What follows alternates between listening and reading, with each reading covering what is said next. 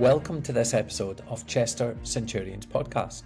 Today I'm joined with Tim from EcoVert, a pioneering company specialising in dramatically reducing energy use in homes and small commercial buildings. In this episode we'll explore how EcoVert Solutions has been making buildings more energy efficient for 14 years, the impact of sustainable building practices on both the environment and homeowners, common misconceptions about running a niche business, the challenges of working with sustainable materials and educating teams, why solar panels and heat pumps are becoming more critical to the future of housing, and Tim's top advice for aspiring entrepreneurs looking to start and scale a purpose-driven business.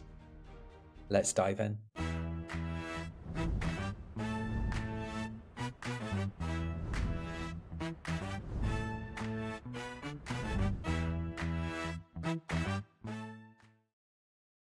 So, Tim, welcome to the Chester Centurion podcast. But before we get started today, I'd love to know what it is you do and maybe how long you've been trading. Thanks, Alan. I run a company called EcoVert Solutions, and we've been around for 14 years, and we specialise in really dramatically reducing the energy in use from domestic and small commercial building. Oh, wow. And how long have you been trading? 14 years. 14 years. That's incredible. And tell me, what motivated you to start your own business? And what was the driving force behind your decision to, I guess, get started in this entrepreneurial journey? Yeah, I really wanted to do something that would make a difference to the climate. And my background was nothing to do with what I'm doing now, but I saw an advert for a master's degree at the Centre for Alternative Technology in architecture with a focus on sustainability in buildings, and it just really caught my imagination. And at the time that I started, I didn't really know where it was going to go. It was just something that I was interested in doing. I did it by distance learning part-time, but by the time I was getting towards the end, I saw that there were going to be lots of opportunities in creating sustainable buildings. And as it happened, I got laid off 1 month before I was due to complete. And I thought, if I don't do something now, then this isn't going to happen. Wow. So that sounds like that's driven by quite a strong purpose. I mean, what does the environment mean to you? And is that part of why you're doing what you're doing? It's probably everything to do with what I'm doing. It's we only have one planet, and we're burning through the resources so fast that it's hard to see what the future is going to be like when our grandkids are grown up. Mm-hmm. I, like most people, my personal carbon footprint hasn't been great. I had a job in sales, traveling around the world on jets, and I feel like now it's time to put something back and do something to help reduce the amount of carbon that we're emitting. Mm-hmm. I think it's an interesting business that you've got. I think it's really cool. What kind of clients are looking for houses that are carbon neutral? That's a very good question. It's probably more than we taught to. I think one of the issues is that,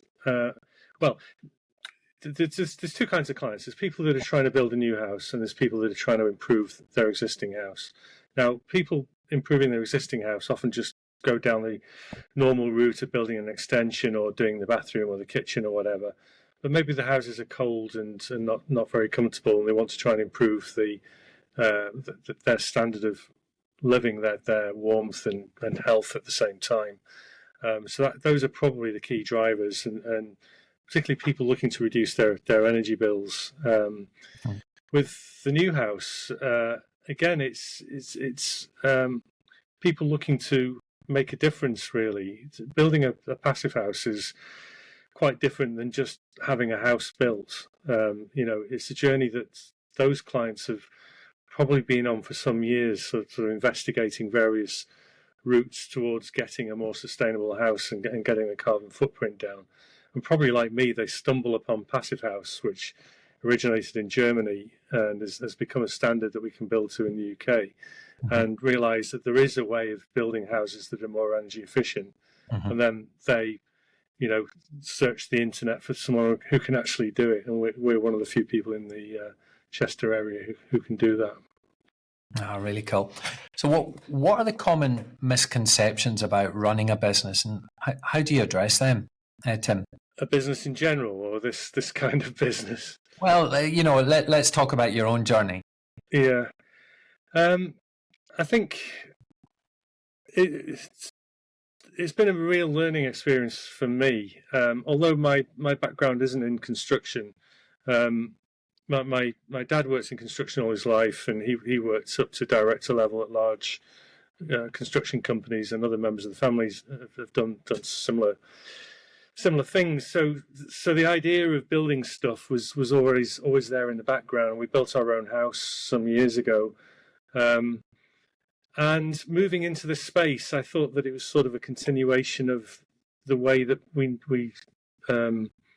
generally do things here. But I quickly came to realize that trying to build to a high energy efficiency standard, generally using more sustainable materials that are non-standard, is completely the opposite of the way that people build today. And one of my initial challenges, apart from having to learn how to do all of this stuff, because it is quite different, is then to get people who work for me to actually do it that way, not fall back on their own, their old ways of doing things, or introducing old, products that we don't really want to be using in a more sustainable house. So it's brought a different set of challenges, as well as all the normal challenges of trying to grow a business through COVID and 10% interest, and all the other challenges we've had over the past years, trying to make the cash flow work and not lose money on jobs. So it's been multi-layered, but it's been very interesting. So I guess if you are focusing on a niche, it's been able to communicate that across the entire team and make sure everybody's bought into that niche and understands the differences, the different nuances between a traditional building company and building something pretty special like a passive house. Absolutely, yeah. Without the team, you don't get anything done. So the more they understand what you're doing, then we're all working together. So it's more of a collaboration than anything. Beautiful. And so how do you maintain a work-life balance as a business owner? And do you have any sort of personal rituals or habits and that keep you motivated and focused? And I caught the laugh there, by the way, Tim. So do you have a work-life balance as a business leader? No, not really. Okay. I do have a life outside of work, but it's kind of what's left when work's finished with me. But then I've got a 15-year-old son, and he takes the rest, really. Okay. So he's full on with sports and GCSEs and things like that at the minute. So trying to keep on top of all of that is a challenge. It is difficult, and it's a big challenge, and a common challenge for business owners is to get that work-life balance right. And one of my clients, I remember, shortly after I started working with him, he managed to take his family on holiday for the first time since he started the business, and it is really, really difficult to get that balance right. Mm-hmm. What other habits do you think lead to your success? Beyond working too much, I think ultimately it's a focus on the detail. It's a very detail-driven way of building, and you've got to get those details right. And I think, sorry, that's okay. We can cut that out. Yeah, we can. Yeah. Yeah. Sorry, could you ask the question again? So we're talking about maintaining a work-life balance, and how difficult that is. And I asked them what habits keep you motivated. Right. So what keeps me motivated? Well, in this job, every house is different. So every project is different. The details are different. The clients are different. So it's not like a major house builder where you're going in doing the same thing day after day. So you've got different challenges and different opportunities, working with different materials, creating a different product every time. So For me, there's a vast amount of detail in pulling these things together, and that really interests me. I like solving problems. Understanding how to make things work. We're continually trying to build on what we've already done, and we've created a palette of materials, for example, that we use regularly, like wood fibre or sheep's wool or whatever, for different situations. So it's learning how all those things work, how they work together, how to bring them together to create the house that the client wants. Very interesting. I mean, you're right at the cutting edge of, I guess, technology in the built environment. I mean, in this constantly evolving business landscape, how do you stay adaptable? How do you remain open to change? And are there any specific strategies that you use to remain innovative? I don't think you can afford not to be right now. Things are changing, and even in the 14 years I've been doing this, there's quite a lot of change happened, both in terms of materials and methods, but also in things like the weather. The weather's actually got worse, even in that period of time. So trying to build during a British winter is a real challenge. So you've got to try and learn new ways of doing things, new ways of coping. Some of it you just learn from bitter experience and put that behind you and remember the lesson for the next time. But as much as possible, we do try to stay abreast of what's going on. We work with architects who specialise in this field, so we share our knowledge with them. They share theirs with us. But I'm also a member of some associations, and we have annual conferences and things like that where I get the chance to go and talk to other like-minded people, which is that I find really good for my mental health. Because a lot of the year you sort of feel like like, why am I doing it this way? I'm just making life difficult, and you believe in what you're doing, but it feels like a slog. And then once or twice a year you meet up with a lot of other people who are in the same situation in other parts of the country, and it's kind of a relief just being able to talk the same language as someone else for a change without having to translate everything. And the industry as a whole, is it in a growth stage? The green industry, definitely. I think it's been really challenging since it started. I mean, the government just has kept chopping and changing their strategies. When I first started, there was a thing called the Green Deal that the government came out with, which we spent £4,500 getting tooled up to do, and then they pulled the rug from under it. It's just been one thing after another. So I've ended up, I decided at one point that I wasn't going to sign up to any more government strategies. I was just going to plough my own furrow and see where that led. And basically that's what we've done. Apart from the heat pump incentives that people can get now, I don't chase any government scheme. I just believe that what we're doing is not just better for the climate, it's better for the people that live in the houses. It's a better product, and it's not one that it's one that every house builder should be building. There's no excuse for not building to a high standard these days, unless you want to put that extra bit of cash that it costs, and it's not lots, maybe 5 to 7% of the total cost of the build. If you want to put that in the chairman and shareholders' pockets, fine. But it really frustrates me that people don't take this on board. Wow, I never realised that. So you're only looking at a price differential of between 5 and 7%. Yeah. That's very interesting indeed. And how does it improve the life of the people that live in these houses? Well, it's quite dramatic, really. When you go and visit one of these houses for the first time, you walk in the door and it feels different to a normal house. It's like a little oasis of calm and comfort. With triple glazing and high levels of air tightness, you cut out all the sound from outside. And the kinds of materials we use, like wood fibre, absorbs a lot of sound. So it's a much more sort of soundproof environment that you're living in, which is great if you live in an urban environment. But but at the same time, we use natural materials, so that they're not off-gassing things like formaldehyde, or things like oil-based insulations. They off-gas for a period of time after they've been produced.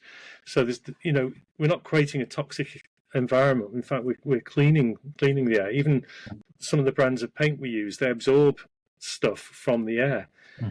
So they actually help clean the environment. And we use mechanical ventilation with heat recovery, so we get continual fresh air into the building.